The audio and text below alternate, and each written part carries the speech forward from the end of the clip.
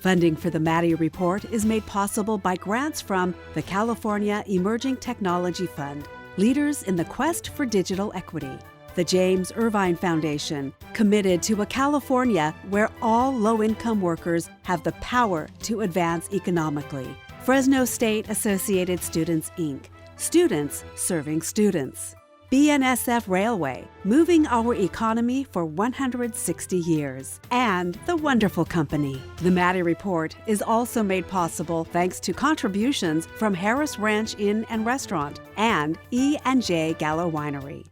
From the Maddy Institute, the Public Policy Institute for the Valley's 4 public universities, this is the Maddy Report with Executive Director of the Maddy Institute, Mark Keppler.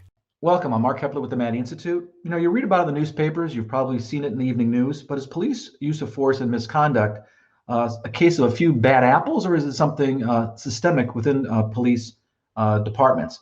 Our guest is Deepak Premkumar, who is a co-author of a report entitled Police Use of Force and Misconduct in California that was recently published by the non-partisan Public Policy Institute of California. Welcome to the Maddy Report.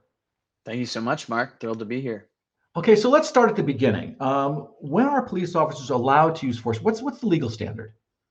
Yeah, it's relatively complicated given changes in state law and federal court cases, but in essence, police officers are able to use reasonable force to effect an arrest, where reasonable is determined by what another reasonable officer would do in the same situation.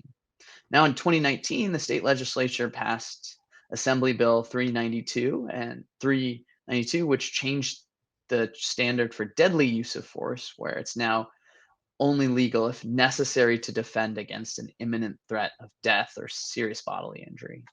Yeah, and then one of the questions is the transparency and all that kind of stuff. And by the way, there's also, we were talking before we started taping today, we're talking about, collective bargaining agreements and union contracts. Now they provide kind of another measure of level of performance. Just cause is the typical standard in the union contract, but there's all these complications. So let me ask you this. So what action has the California legislature taken recently to deal with the issue of increased transparency when it comes to police misconduct? Because a lot of people want to know, are police doing the right thing? Yeah, it's a place of the state legislature has provided a lot of reform. So California used to be one of the more secretive states when it came to transparency around police misconduct. But in 2018, they passed Senate Bill 1421, which allowed, among other things, Public Records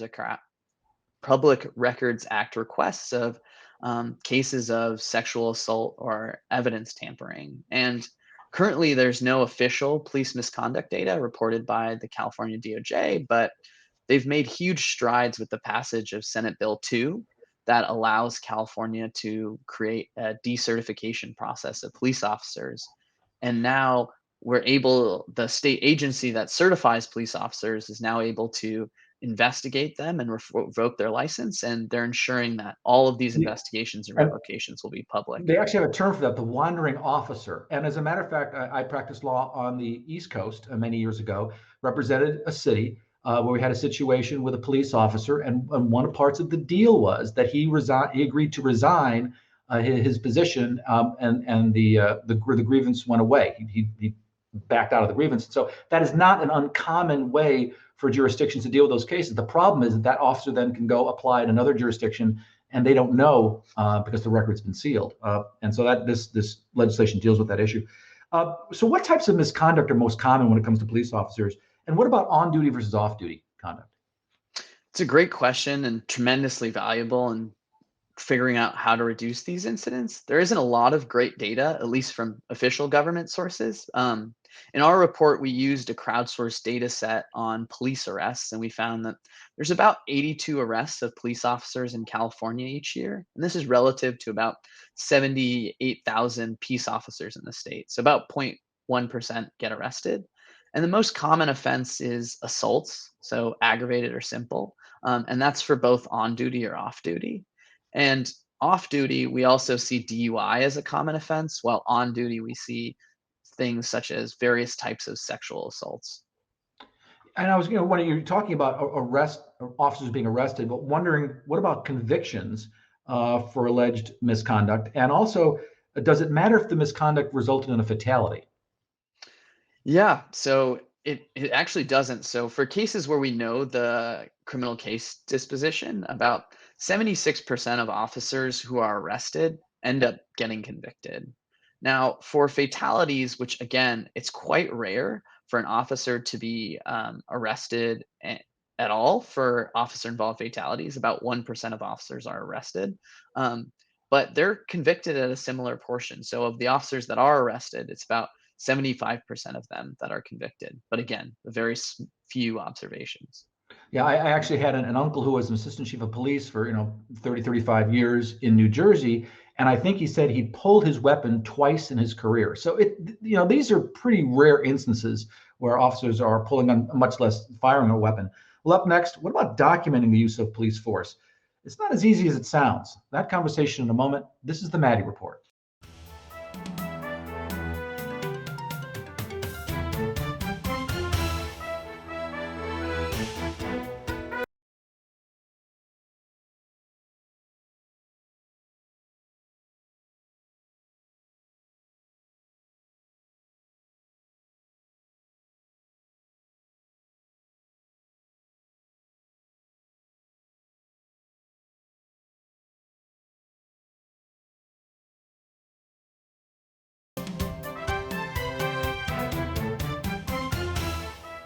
Welcome back. I'm Mark Keppler with the Maddy Institute. In an ideal world, policy will be driven by facts. That's particularly true when considering public policy issues surrounding politically and socially charged issues like dealing with police misconduct. So, what does the data show when it comes to police use of force and misconduct in California? We're talking with Deepak Premkumar, who is a research fellow and expert in criminal justice with the Nonpartisan Public Policy Institute of California. So, what does the data generally say about the number of injuries that occur as a result of police use of force? Yeah, so this is a great place to investigate these questions. And the state legislature has passed in 2015 Assembly Bill 71, which required all law enforcement agencies to provide information on use of force incidents that create serious bodily injury in all firearm discharges. And what we see is there's about 250 gunshot injuries in California each year and about 630 serious use of force incidents. Now, we tried to, in the report, assess using a non law enforcement agency data set. And we also able to collect hospital information when civilians are hospitalized due to use of force. And we see a larger amount of hospitalizations, nearly 3,000 each year. Um, and this isn't to assign blame, but rather to document the number of civilians injured from interactions with law enforcement, because again, none of these incidents speak to whether these incidents were justified or not. Right, right. So, what about civilian fatalities? I'm wondering, are they very common? How many people are killed as a result of police encounters? It's a great question, and in some ways, we don't fully know. So, some of our best estimates are from crowdsourced data sets, such as fatal encounters. So, in our report, we compared these crowdsourced data sets versus what the government puts out. So, fatal encounters versus the deaths in custody data set or the use of force data set I talked about earlier. What we find is about 195 officer involved fatalities in California each year in the crowdsourced data set. And that's about 30% more than what we see in government figures.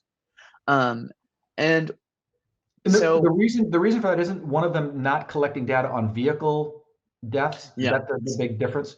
exactly. So, a majority of the discrepancy is related to vehicle related incidents, like primarily pursuit related deaths. So, think high speed car chases, but also vehicle accidents. Yeah, what I found curious about your report was, that's the state collecting that data. They don't collect on vehicle deaths. And oh, by the way, California Highway Patrol reports to that data set, but they're not collecting. I would think that'd be a pretty big issue with Highway Patrol vehicle deaths. Yeah, so in the deaths in custody data, there certainly are some vehicle deaths, but we see that they're underreported relative to the crowdsourced data set. And that's one of the areas we recommend the state push forward on is ensuring the completeness of the data set by comparing to outside sources. In terms of how common these deaths actually are, there's a relative amount of benchmarks you can use, but nearly 10% of annual homicides, meaning when a civilian kills another civilian, including legally in self defense, involve the police. So, from that benchmark, it seems like quite a bit. Relative to the number of arrests, it's about 16 per 100,000.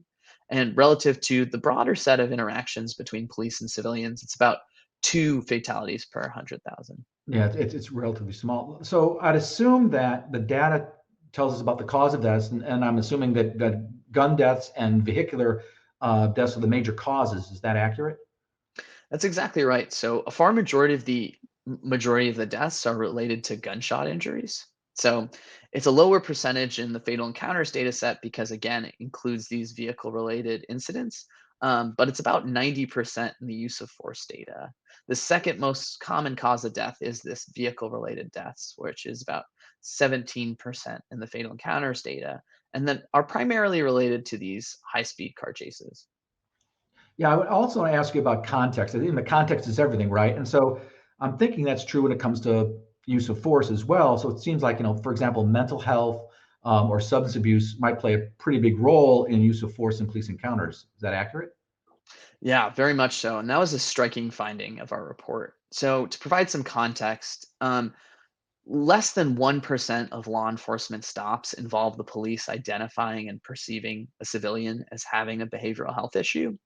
But over 40% of these serious use of force incidents involve a civilian having a behavioral health condition. And these are primarily drug and alcohol related, but they also significantly overlap with mental health conditions. So, this is an area where there's joint support for reform, both from law enforcement and communities, to really try and understand and reduce these behavioral health nexus with Right. We're law talking enforcement. about some kind of intervention with people that have knowledge of how to deal with substance abuse or behavioral problems as well. Let me ask you this. We only got about 30 seconds left in this segment, but I want to ask you, I think it'd be fair to assume that, if a person is armed or if they resist arrest or if they're in a neighborhood with a high crime rate, there's an increased likelihood that police are going to use force. Is that a fair assumption?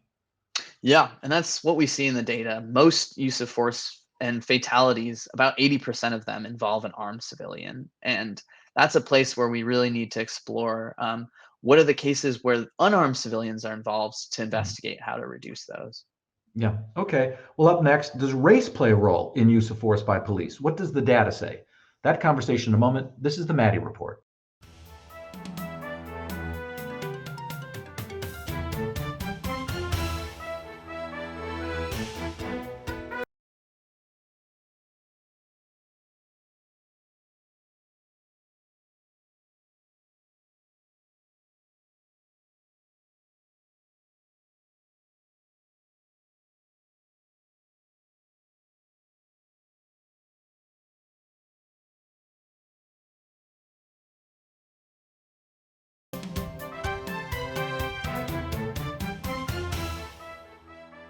Welcome back. I'm Mark Keppler with the Maddy Institute.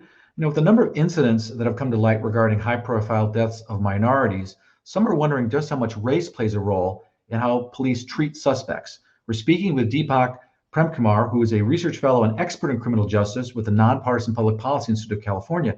You note in your report that, quote, people of color, especially Black people, are disproportionately represented at various points in the criminal justice system, including interactions with police. I assume that's also true when it comes to police use of force. What are the numbers? Yeah, so we see similar disparities that we see across arrests and stops in serious use of force incidents. So, for example, for Black Californians, they comprise nearly 20% of serious use of force incidents, but only 6% of California's population. We also see Latinos also receive a disproportionate amount of force relative to their population. So, it's an area of urgent concern and great consideration. Yeah, so it's interesting. The numbers just kind of underscore that. So African Americans are 20% of the California. I'm sorry, 6% of the California population, but they represent 20% of these serious stops. And the same is true, not quite that way, but I guess with Latinos also disproportionately arrested versus as compared to whites. Let me ask you this: what are your chances of being shot by an officer when stopped? I mean, do minorities, are they more likely to be shot when stopped by police officers? Yes. So using recently created data from the state legislature, we have information on the full set of stops from the 15 largest agencies that we investigated in our report. And we find that an officer pointing their firearm or discharging it is a relatively small amount of Mhm. incidents. So about only 0.4% of stops involve an officer pointing their firearm, and it's 0.004% of discharging their firearm. But we find significant racial disparities in these few incidents. We find that Black people in California are about 3.2 times more likely than white individuals to have an officer aim or discharge their firearm.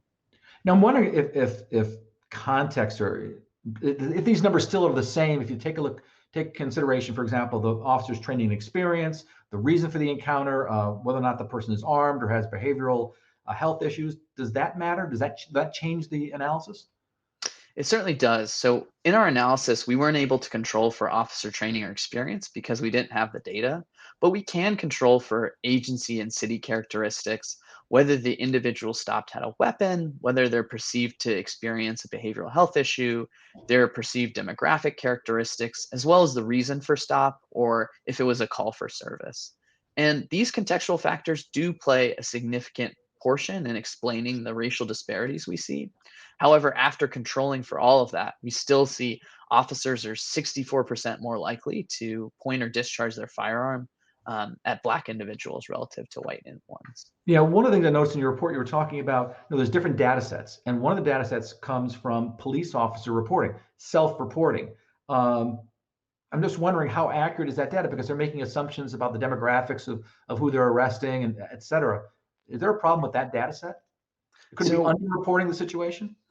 it's possible they could be underreporting. There's been some other research investigating how accurate these stop data is, especially when officers, you could imagine a racially biased officer may want to fudge some of the numbers, but we don't actually have any information related to that context in Well, it's, California. it's also So the behavioral health issues. I've noticed in your report that you said one of the things you see in police reports is they use the term erratic, but we don't know if that really means that the person actually has a behavioral health problem or not. And that when they go to the hospital, that data set is more accurate because doctors are making that assessment. Let me ask you this. When it comes to racial disparities and use of force, does the law enforcement agency matter, or is the data fairly consistent across law enforcement agencies? So this law enforcement agency certainly matters in playing a role in explaining some of these racial disparities, partially because law enforcement agencies are policing different demographics in their jurisdiction, and they also may police differently. For example, Oakland and San Diego primarily initiate stops based on reasonable suspicion, while the rest of the departments in our data set have traffic violations as the main interaction. So what we find is that these disparities are also larger when comparing police departments. So the racial disparities are larger when comparing police departments relative to sheriff's offices. Yeah, I've only got about 10 seconds left. I do want to get a kind of a bottom line answer from you. Does the data show persistent racial disparities in the use of force by police officers in California? Yeah, Like I said, yes or no? the answer is yes. The racial disparities are persistent after controlling for a number of contextual factors that about how the stop was made, the threat faced by the officer, including a Yeah, weapon. yeah. Normally in normal court of law, I wouldn't allow you to go on with that explanation, but I think it was very helpful. And I'm glad you did. No one's saying that being a police officer is an easy job, but what can reasonably be done to increase transparency and accountability when it comes to police officers' use of force? That conversation in a moment. This is the Maddy Report.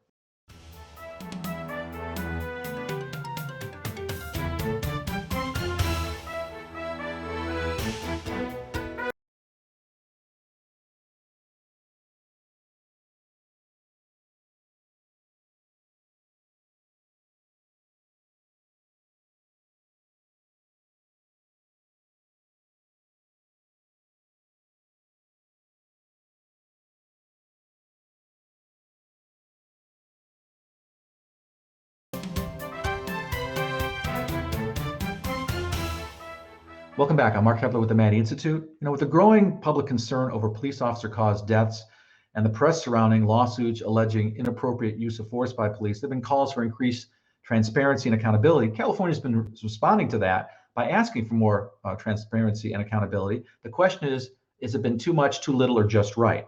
Our guest is Deepak Premkumar, who is with the PPIC and has written extensively on the issue of police use of force and misconduct. So you've suggested that some legislative action is necessary with regard to transparency and accountability. What are you looking for? As a researcher, it's perhaps unsurprising, but I'm looking for better data. So I'd like to expand the use of force data and include these vehicle-related deaths. These are primarily pursuit-related deaths, and they're present in some California government data sources, but not fully.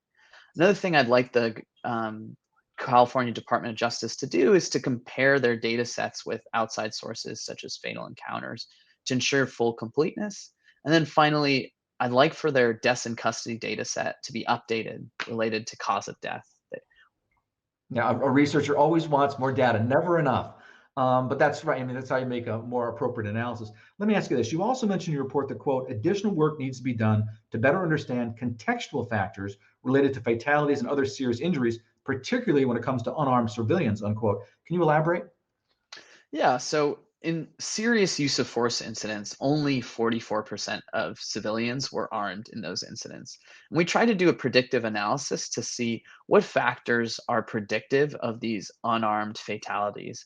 And we were unable to find any significant predictors. So it'd be important to integrate more data sets to understand how officer trainings or perhaps state level reforms impact the number of unarmed civilians that are killed in California. Yeah, because there's been a focus basically on both of those things, right? Increased training and then increased use of maybe people in the area of social work to help in dealing with some of these situations. The question is it going to have any impact on fatalities when it comes to police officers and unarmed civilians?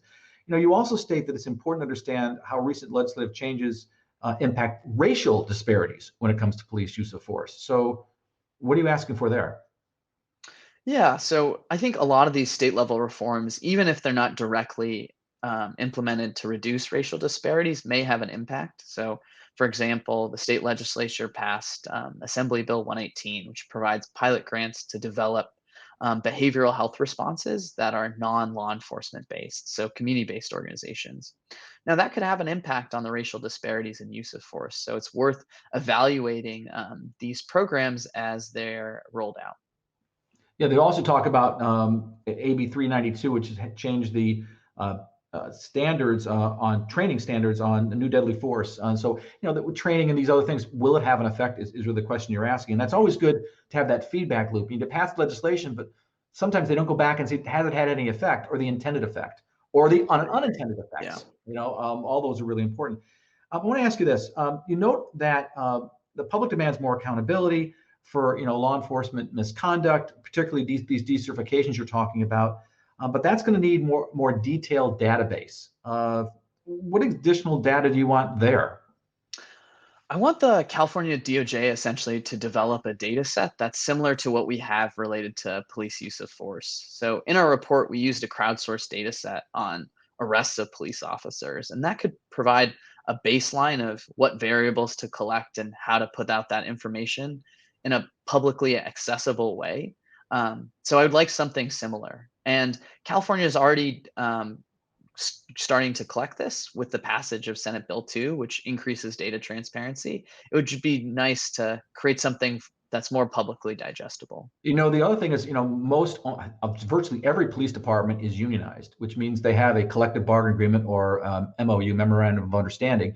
All of them include arbitration clauses and full disclosure. I'm a labor management arbitrator who's handled police misconduct cases. I'm wondering if there is a way to get it to that data. How many cases go to arbitration for police misconduct? How many of those result in some type of discipline and or discharge? That might be helpful.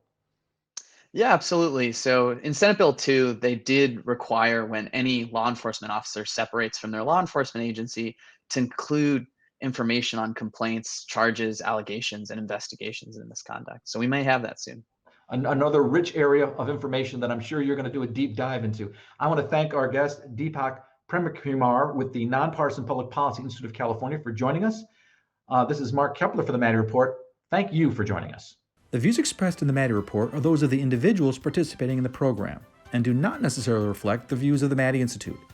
If you'd like to share your thoughts about today's episode of the Maddy Report, please visit our website at maddyinstitute.org.